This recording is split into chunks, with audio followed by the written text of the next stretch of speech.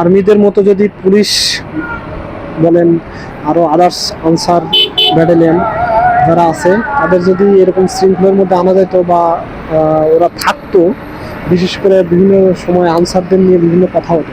আসলে এই বিষয়টা কেন জানি এরকম হয়, মানুষকে পরীক্ষা করা একটা উপায়, মানুষের ক্ষমতা হাতে দিলে মানুষ বোঝা যায়। একটা আনসার যখন কোনো জায়গায় গার্ড ডিউটি করে বা কোনো ডিউটি করে তখন কিছু মনে হয় না। যদি সে এয়ারপোর্ট বা কোথাও মানে গুরুত্বপূর্ণ একটা জায়গা যায় তখন সে তার রূপ চেঞ্জ হয়ে যায়। কেন রে ভাই, তুই রূপ চেঞ্জ করবি কেন? তুই ঘুষ খাবি কেন?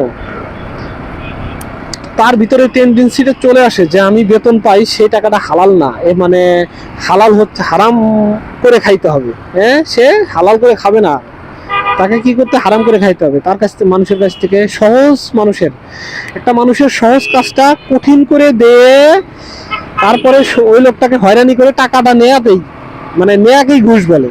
ও ঘুষ মানে কি, ওটা একদম মানুষের একটা হয়রানি করে, যেটা বলে বিভিন্ন জায়গায় দেখি মানুষের ভিডিও ভাইরাল হয়।